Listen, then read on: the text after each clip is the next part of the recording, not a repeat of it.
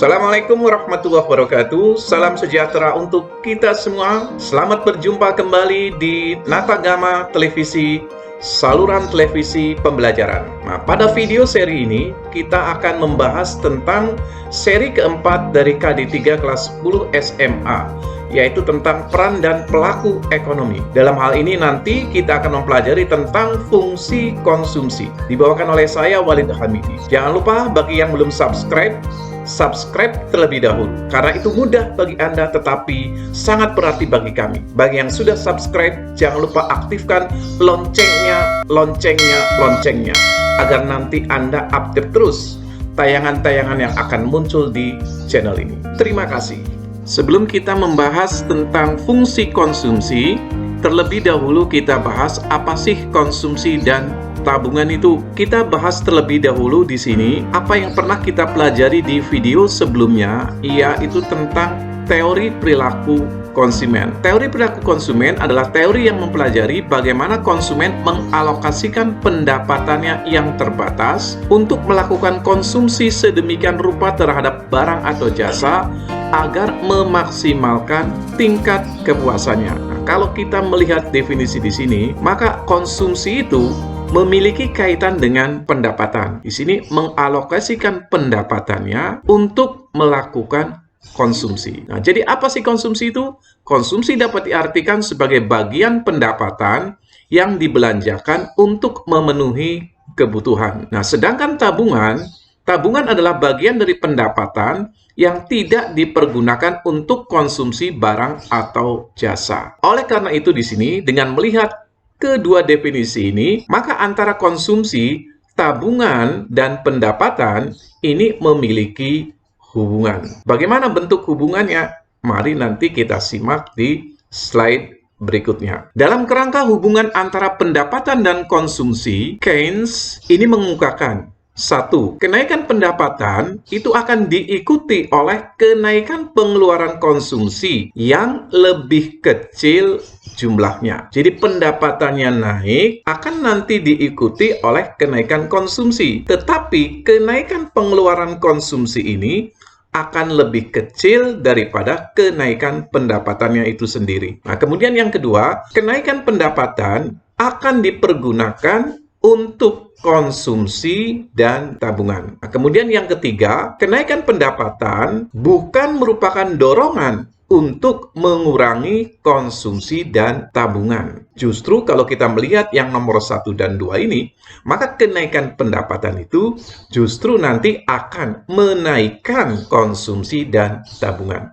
Demikian 3 hal yang dikemukakan oleh Keynes dalam hubungan pendapatan dan konsumsi. Menurut Keynes, pendapatan suatu negara itu terdiri dari 2 hal. Yang pertama, pendapatan perseorangan yang dirumuskan Y sama dengan C plus S. Kemudian pendapatan perusahaan yang dirumuskan Y sama dengan C plus I. Y itu apa? Y itu adalah income atau pendapatan. Adalah jumlah balas jasa yang diterima oleh pemilik faktor produksi selama 1 tahun atau satuan waktu tertentu. Kemudian C ini adalah consumption atau konsumsi. Adalah bagian dari pendapatan yang dibelanjakan atau yang digunakan untuk membeli barang dan jasa. Kemudian S itu adalah saving atau tabungan. Adalah bagian dari pendapatan yang disimpan atau yang tidak dibelanjakan. Kemudian I, investment atau investasi, adalah bagian dari pendapatan perusahaan yang ditanamkan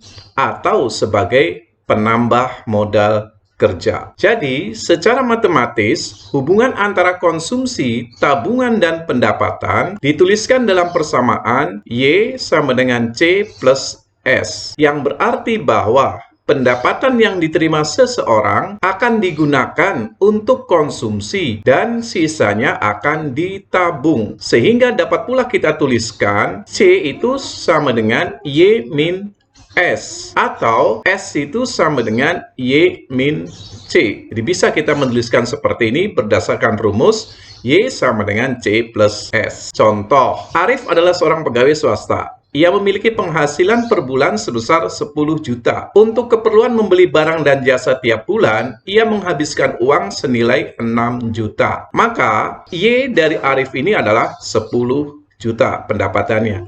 C-nya adalah 6 juta. Konsumsi dia untuk membeli barang dan jasa ini 6 juta. Nah, berapa tabungannya? Sehingga S di sini bisa dicari. S itu sama dengan Y min C. Atau S sama dengan 10 juta min 6 juta. Berarti di sini S-nya adalah 4 juta. Artinya tabungannya adalah 4 juta. Selanjutnya kita akan membahas fungsi konsumsi dan fungsi tabungan. Fungsi konsumsi adalah suatu fungsi yang menggambarkan sifat hubungan antara konsumsi dan pendapatan yang dirumuskan sebagai berikut. C atau konsumsi itu sama dengan A plus B dikalikan dengan Y. Kemudian fungsi tabungan itu menggambarkan hubungan antara tabungan dengan pendapatan yang dirumuskan S itu sama dengan min A plus 1 min B dikalikan dengan Y. Nah, selanjutnya kita bahas notasi dari masing-masing fungsi ini. A, kita lihat ini pada fungsi konsumsi ada A. A itu adalah konsumsi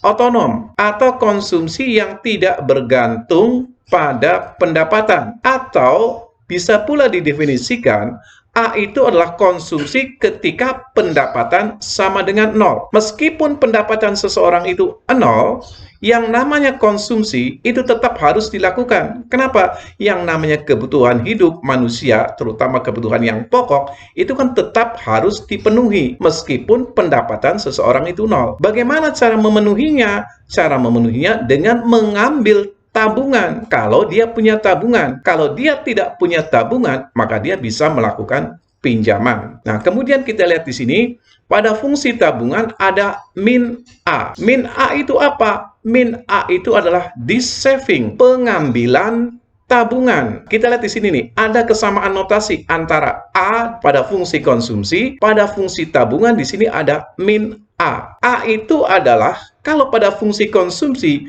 pengambilan tabungan. Pengambilan tabungan untuk melakukan konsumsi artinya memiliki sifat yang positif, menambah konsumsi seseorang. Maka di sini tandanya positif. Pada fungsi tabungan, pengambilan tabungan yang disebut sebagai this saving itu memiliki negatif karena mengambil tabungan atau mengurangi tabungan. Sehingga di sini ada perbedaan tanda antara A pada fungsi konsumsi dan A pada fungsi tabungan.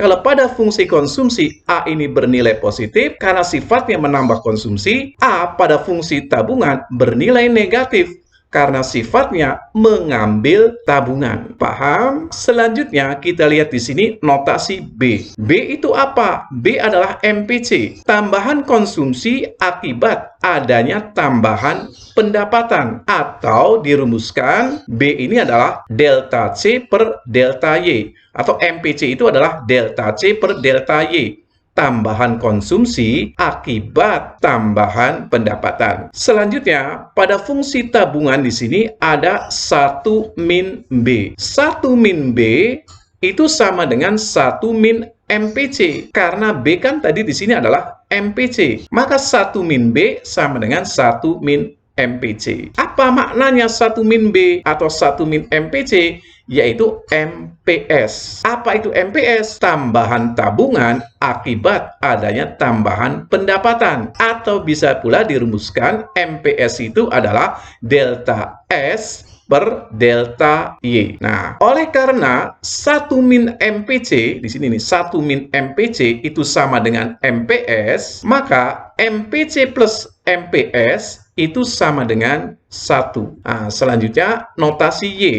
Y di sini adalah pendapatan. Kemudian, untuk mencari nilai dari konsumsi otonom, kita bisa menggunakan rumus A, konsumsi otonom ini sama dengan APC, average propensity to consume, atau konsumsi rata-rata, dikurangi dengan MPC dikalikan dengan Y1, pendapatan yang pertama. Agar lebih jelas tentang APC dan MPC, mari kita simak di slide berikutnya. Apa sih marginal propensity to consume atau MPC? Dan apa average propensity to consume atau APC? Marginal propensity to consume atau MPC merupakan perbandingan antara tambahan konsumsi dan tambahan pendapatan. MPC dapat dirumuskan sebagai berikut. MPC sama dengan delta C per delta Y. Delta C adalah tambahan konsumsi atau perubahan dari C1 ke C2. Delta Y adalah tambahan pendapatan atau perubahan dari Y1 ke Y2. Average propensity to consume atau APC adalah kecenderungan konsumsi rata-rata yang merupakan perbandingan antara tingkat konsumsi dengan tingkat pendapatan pada saat konsumsi itu dilakukan. Jadi perbandingan antara konsumsi dengan tingkat pendapatan pada saat konsumsi itu dilakukan. Nah, selanjutnya, agar nanti Anda lebih memahami konsep-konsep yang tadi saya jelaskan, mari kita simak soal berikut. Ketika pendapatan Arif 1.000, konsumsi Arif 750. Ketika pendapatannya naik menjadi 1.500, konsumsi Arif meningkat menjadi 1.100. Kemudian di sini diminta bentuk fungsi konsumsi Arif, kemudian yang B, bentuk fungsi tabungan Arif, dan yang C, berapa besarnya konsumsi otonom Arif. Ingat kembali di sini, ini adalah bentuk dari fungsi konsumsi. C sama dengan A plus B dikalikan Y. Kemudian fungsi tabungannya di sini, S itu sama dengan min A plus 1 min B dikalikan dengan Y. Apa itu A? A tadi sudah saya jelaskan, A adalah konsumsi otonom. B itu apa? B adalah MPC. Y-nya apa? Y adalah pendapatan. Min A itu apa? Min A adalah di saving atau pengambilan tabungan. 1 min B apa? 1 min B adalah MPS atau 1 min MPC. Itu adalah MPS. Dari data soal ini, kemudian saya bentuk menjadi tabel sebagai berikut. Ada Y1 di sini. Y1 1.000. Y ketika belum mengalami kenaikan. Ketika Y1 konsumsinya 750, berarti ini C1-nya 750. Ketika pendapatan itu naik, Y2-nya menjadi 1.500, konsumsi pun mengalami kenaikan menjadi 1.100. Langkah yang pertama, kita tentukan dulu nilai A atau konsumsi otonom. Sesuai dengan rumus fungsi konsumsi sini, ada A. Kita tentukan dulu konsumsi otonomnya. Nah, konsumsi otonom, seperti yang tadi sudah dijelaskan di slide sebelumnya, itu dicari dari APC min MPC dikalikan dengan Y1. APC atau konsumsi rata-rata dicari dari C per Y. C dibagi dengan Y. C-nya berapa? Kita lihat di sini. Karena di sini Y-nya adalah Y1 dikalikan dengan Y1, maka kita mengambil data itu dari baris yang pertama di sini. Ketika Y itu adalah 1.000. C-nya berapa ketika Y 1.000? C-nya adalah 750. Dibagi dengan Y-nya adalah 1.000. 750 dibagi 1.000, maka di sini 0,75. Nah, kita baru ketemu APC-nya dulu nih. Kemudian kita cari MPC-nya. MPC itu apa? MPC itu adalah delta C per delta Y. Nah, kita lihat di sini deltanya. Berapa delta C-nya? Dari 750 ke 1.100, maka deltanya adalah 350. Berapa delta Y-nya? Dari 1.000 ke 1.500, delta Y-nya adalah 500. 350 dibagi dengan 500 adalah 0,7. Selanjutnya, kita masukkan data ini ke rumus konsumsi otonom ini. A itu sama dengan APC 0,75 dikurangi dengan MPC 0,7 dikalikan dengan Y1 yaitu 1.000. Maka di sini konsumsi otonomnya adalah 50. Baru nih ketemu A dulu di sini. Fungsi konsumsi itu dibentuk dari C sama dengan A yaitu 50 plus B. B itu MPC. Kita lihat dari data di sini MPC-nya berapa? MPC-nya sudah ketemu di sini. MPC-nya adalah 0,7 dikalikan dengan Y. Jadi, fungsi konsumsi ini sudah ketemu. Kita menjawab pertanyaan yang pertama terlebih dahulu.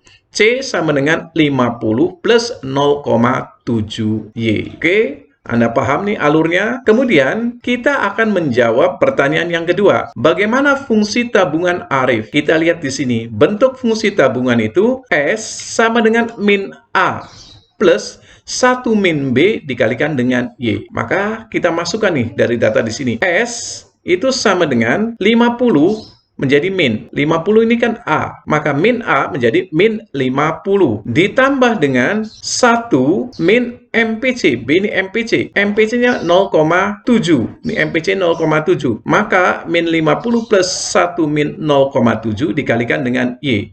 Sehingga fungsi tabungannya berbentuk S itu sama dengan min 50 plus 1 dikurangi 0,7 adalah 0,3 Y. Kita menjawab pertanyaan yang kedua ini. Bentuk fungsi tabungan Arif adalah S sama dengan min 50 plus 0,3 Y. Selanjutnya pertanyaan yang ketiga, berapa besarnya konsumsi otonom Arif? Kita sudah ketemu nih ketika kita menyelesaikan langkah pertama di sini. A di sini adalah 50. Jadi konsumsi otonom ini bisa kita lihat nih di sini dari A di sini yang 50. Oke. Selain menggunakan cara yang tadi saya jelaskan, kalian bisa pula nanti mencari fungsi konsumsi dengan menggunakan rumus sebagai berikut. Y min Y1 per Y2 min Y1 sama dengan C min C1 per C2 min C1. Y1 adalah pendapatan pertama atau pendapatan sebelum mengalami perubahan. Y2 adalah pendapatan kedua atau pendapatan setelah mengalami perubahan. C1 adalah konsumsi pada saat Y1, C2 adalah konsumsi pada saat Y2. Nah, nanti Anda coba selesaikan soal yang sama tadi yang saya berikan dengan menggunakan rumus ini. Bagaimana nanti bentuk fungsi konsumsi yang Anda temukan. Oke, selanjutnya kita masuk nih ke latihan soal yang kedua. Diketahui fungsi konsumsi C sama dengan 200 plus 0,75 Y. Jika diketahui besarnya tabungan adalah 4.000, tentukan besarnya konsumsi. Ingat kembali di sini bentuk fungsi konsumsi dan fungsi tabungan. Fungsi konsumsi berbentuk C sama dengan A plus BY. Fungsi tabungan berbentuk min A plus 1 min B kalikan dengan Y. Nah, ini cara penyelesaiannya. Fungsi konsumsinya adalah C sama dengan 200 plus 0,75 Y. Yang saya lakukan di sini, saya mengubah terlebih dahulu fungsi konsumsi ini ke dalam fungsi tabungan. Mengapa saya ubah terlebih dahulu? Karena di sini data yang diketahui adalah data tabungan. Sehingga kita tidak bisa nih menyelesaikan atau memasukkan angka 4.000 ini ke dalam fungsi konsumsi di sini. Karena nggak ada S di sini. Maka langkah yang pertama saya lakukan adalah mengubah fungsi konsumsi menjadi fungsi tabungan. Kalau C-nya 200 plus 0,75 Y, maka fungsi tabungannya berbentuk min 200 plus 0,25 Y. Min 200 dari mana? A yang berjumlah 200, maka ketika diubah menjadi fungsi tabungan menjadi min. Maka di sini min 200. 0,25 Y dari mana? Dari 1 min B. B-nya di sini 0,75 ini MPC-nya nih. Nah, 1 dikurangi 0,75 adalah 0,25. Kalikan dengan Y. Nah, selanjutnya setelah diubah menjadi fungsi tabungan, kita masukkan data tabungan di sini. S-nya adalah 4.000. Maka 4.000 sama dengan min 200 plus 0,25 Y. 4.000, nah ini pindah ruas nih. Yang nggak ada Y-nya kita pindahkan di sini ke kiri. Maka 4.000 plus 200 sama dengan 0,25 Y. 4.200 sama dengan 0,25 Y. Y sama dengan 4.200 dibagi 0,25 adalah 16.800. Selanjutnya, setelah diketahui pendapatan itu 16.800, nah sekarang kita akan mencari besarnya konsumsi. Nah, jika Y itu 16.800, ya, dari sini nih 16.800, dan S itu adalah 4.000, tabungannya adalah 4.000, maka besarnya konsumsi bisa kita cari C atau konsumsi itu sama dengan Y min S. Nah, C kita masukkan di angka-angkanya sama dengan 16.800 dikurangi dengan 4.000, maka C-nya atau konsumsinya adalah 12.800.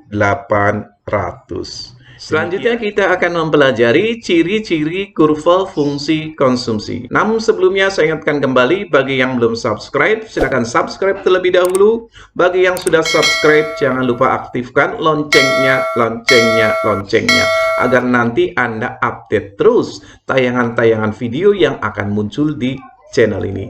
Jangan lupa klik juga ya tombol like. Oke, terima kasih. Sekarang mari kita simak nih bagaimana bentuk kurva fungsi konsumsi.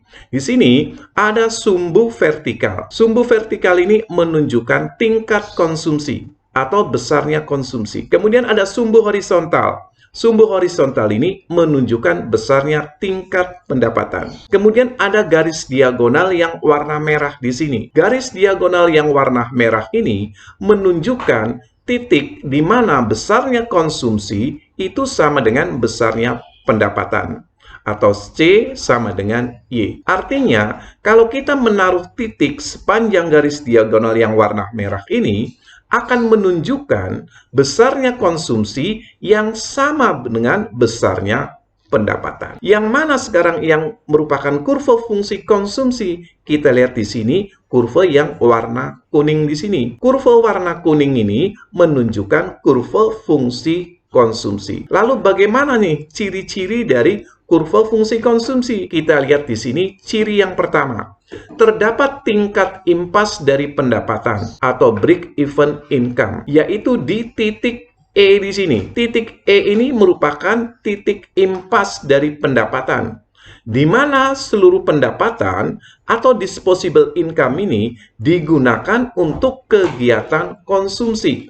Artinya pendapatannya habis untuk kegiatan konsumsi. Nah, break-even income ini terjadi ketika kurva fungsi konsumsi, kurva yang warna kuning ini, memotong garis diagonal C sama dengan Y. Atau terjadi ketika kurva yang warna kuning ini memotong garis diagonal yang warna merah, yaitu ada di titik E. Nah, break-even income ini atau BEI ini disebut juga sebagai keseimbangan pendapatan dengan konsumsi. Nah, sekarang kita masuk nih ke ciri yang kedua. Kurva konsumsi memotong sumbu vertikal di atas 0. Kita lihat di sini. Kurva yang warna kuning ini memotong sumbu vertikal di atas garis 0. Ada di titik A di sini.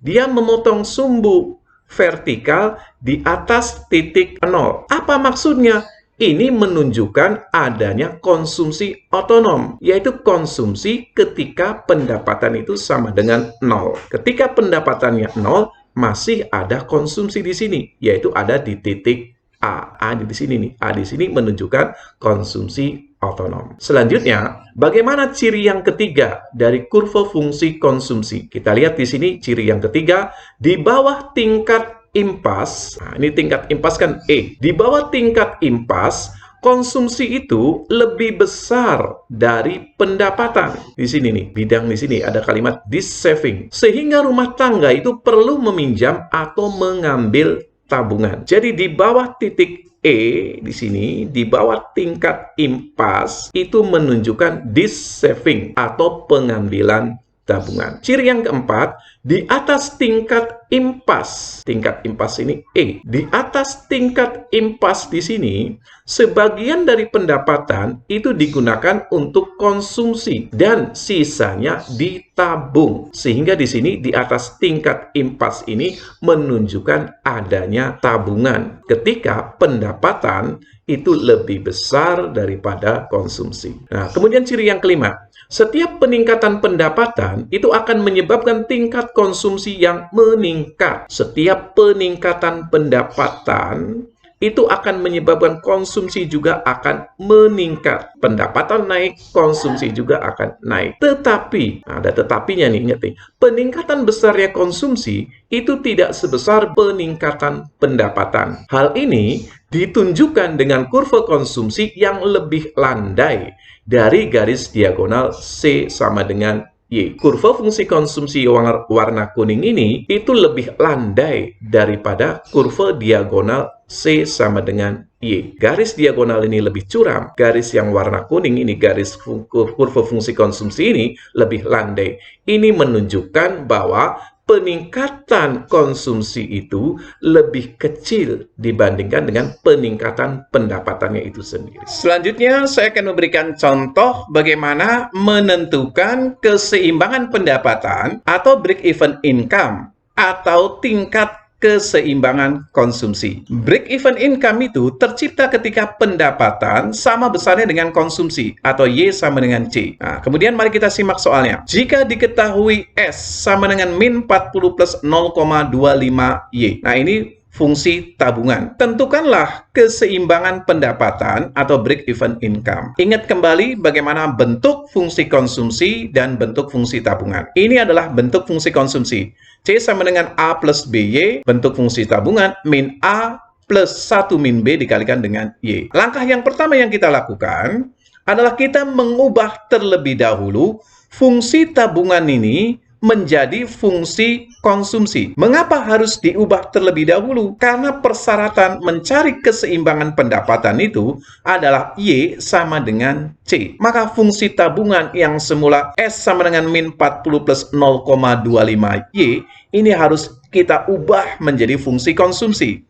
Nah, fungsi konsumsinya menjadi 40. 40 ini dari mana? Ingat di sini, ketika fungsi tabungan itu min 40, atau di sini min A, ketika diubah bentuknya menjadi fungsi konsumsi, minnya ini hilang menjadi A. Maka yang semula min 40 menjadi 40. Kemudian di sini, pada fungsi tabungan ada 0,25Y. 0,25 ini menunjukkan MPS. Maka pada fungsi konsumsi, MPS ini kita ubah menjadi MPC. MPC-nya 0,75.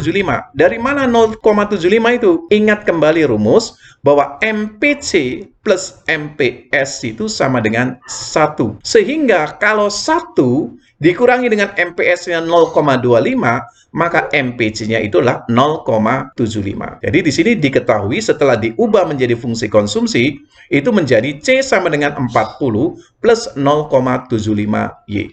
Langkah yang kedua, karena break-even income itu adalah Y sama dengan C, artinya Y itu sama dengan C. Maka dari fungsi konsumsi, C sama dengan 40 plus 0,75Y, C-nya ini kita ubah. Kita substitusikan nilai Y ini menjadi C. Maka menjadi Y sama dengan 40 plus 0,75Y. Selanjutnya saya pindahkan ke sini. Y sama dengan 40 plus 0,75Y. Nah, yang ada Y-nya kita gabungkan. 0,75Y ini kita pindah ruaskan ke kiri. Maka menjadi Y min 0,75Y sama dengan 40.